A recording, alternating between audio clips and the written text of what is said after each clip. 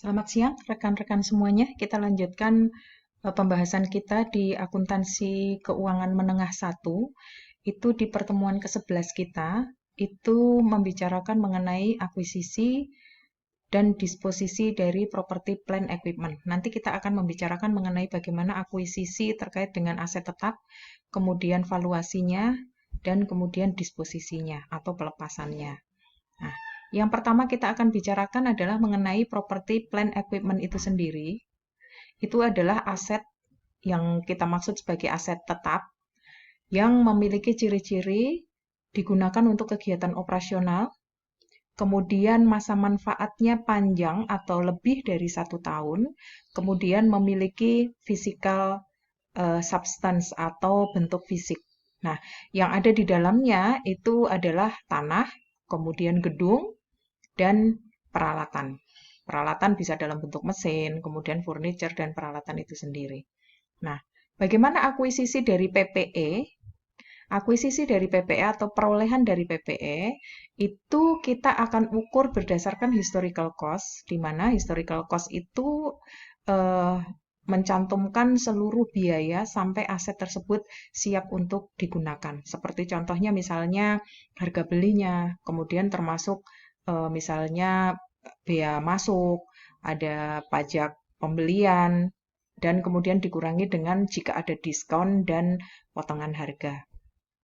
Nah, untuk mencatat seberapa besar nilai dari property plant equipment, itu biasa kita gunakan cost method pada saat awal pencatatan, pada saat perolehan, dan kemudian selanjutnya kalau ada perubahan harga, maka perlu dilakukan revaluasi dengan dasar fair value method atau nilai wajar.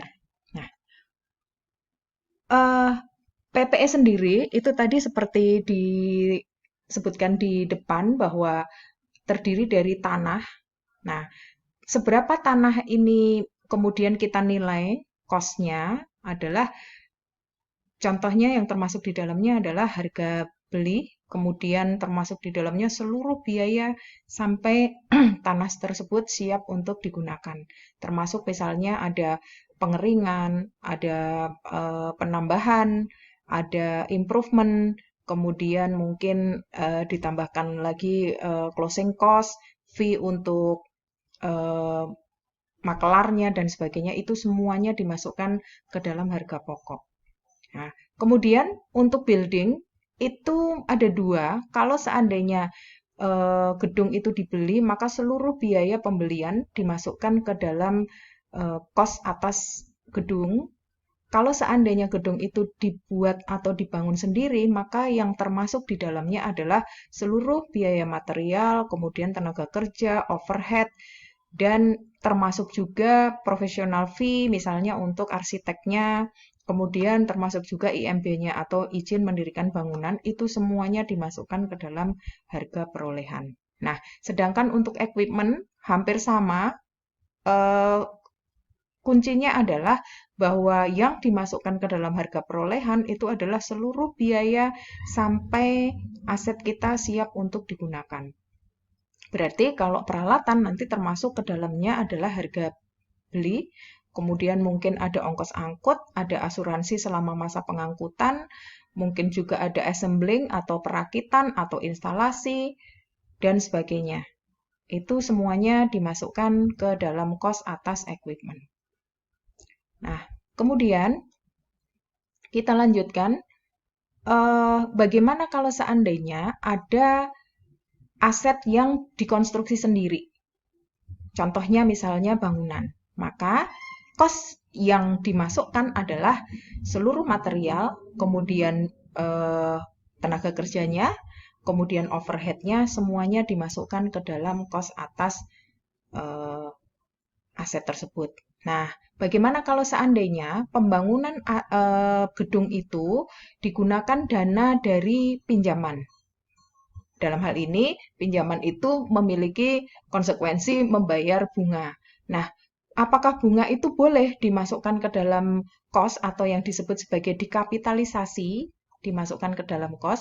Boleh, harus dimasukkan Dan memasukkannya kapan atau mengakuinya kapan, itu selama proses konstruksi. Itu kalau menurut IFRS, ketentuan IFRS. Silahkan dibaca terkait dengan contoh-contoh bagaimana mengakui bunga, seperti yang ada di contoh eh, ini, yang saya sampaikan ini. Saya akan lanjut saja karena waktu yang terbatas.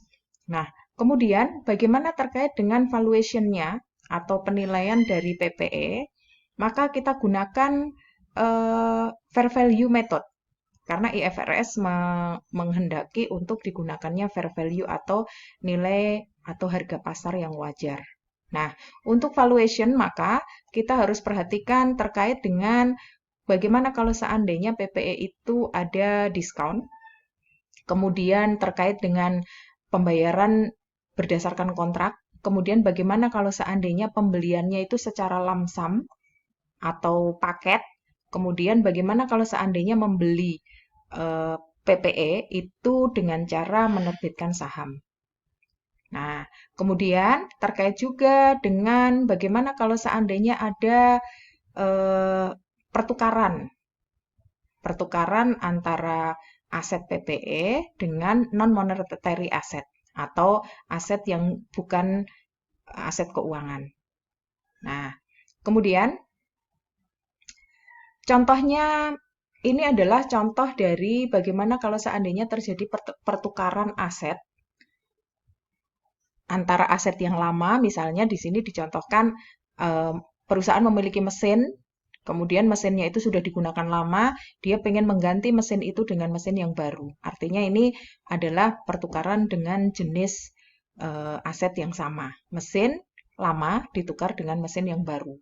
Contohnya misalnya mesin lama itu memiliki book value atau nilai buku sebesar 8.000, itu dapat dihitung dari sebelumnya punya mesin tersebut cost-nya adalah 12, kemudian akumulasi depresiasinya adalah 4.000. Sehingga book value-nya adalah 8.000. Nah, ternyata dari book value 8.000 itu fair value-nya adalah senilai 6.000.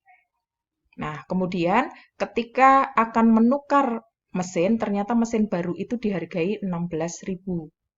Nah, kemudian bagaimana caranya supaya kita dapat membuat jurnal dengan angka yang tepat atas pertukaran tersebut? Maka kita hitung dulu berapa kos atas mesin yang baru. Nah, maka kita hitung seperti ini. Harga mesin baru dikurangi dengan allowance yang di sini tadi 9.000, maka kemudian itu adalah cash yang harus dibayar ditambah dengan fair value dari mesin yang lama. Maka kos atas mesin baru bisa kita ketahui sebanyak 13.000. Nah, kita bisa membuat jurnalnya karena di sini mengalami loss atau kerugian, maka kita catat loss-nya itu kita akui ditaruh di debit. Itu contoh situasi pertukaran mesin dengan mesin. Nah, di sini dicontohkan juga ada beberapa yang bagaimana kalau seandainya kondisinya adalah gain atau mendapatkan laba pertukaran. Seperti ini, nanti silahkan dibaca sendiri. Nah, kemudian terkait dengan PPE, perolehan itu juga bisa didapatkan dari grant atau hibah atau hadiah. Misalnya berasal dari hadiah dari pemerintah atau hibah dari pemerintah. Maka kita mencatatnya juga sama, perolehannya juga harus kita catat sebagai PPE, kemudian berasal dari hibah pemerintah. Nah, kemudian kita lanjutkan dengan disposisi. Disposisi itu adalah pelepasan aset. Pelepasan aset itu bisa dengan beberapa cara, contohnya misalnya dijual, kemudian ditukar, kemudian dikonversi, dan kemudian karena memang sudah dihentikan. Nah, yang pertama, terkait dengan penjualan aset. Nah, ketika kita menjual aset atau perusahaan menjual aset, maka kita boleh mengakui ada gain atau loss. Ya, contohnya seperti ini. Ini adalah jika kaitannya dengan penjualan mesin antara harga pasar dibandingkan dengan nilai buku, itu lebih besar harga pasar. Maka kita mencatat ada gain dari pelepasan aset atau penjualan asetnya. Kemudian, disposisi itu juga bisa dilakukan dengan pertukaran seperti yang tadi. Pertukaran, maka kita juga bisa mengakui gain atau loss di dalam pertukaran. Nah, kemudian ada juga yang misalnya ada penjualan aset tapi secara paket. Contohnya seperti ini. Misalnya, ini adalah penjualan aset yang terdiri dari ada tanahnya, kemudian ada gedungnya yang masing-masing memiliki nilai buku. Maka kita juga bisa mencatat gain atau loss. Gain atau loss itu didapatkan dari harga jual dibandingkan dengan nilai buku atas aset yang dijual. Seperti ini contohnya. Ini adalah contoh soal terkait dengan penjualan secara lamsam atau secara paket. Jadi lebih dari satu jenis aset.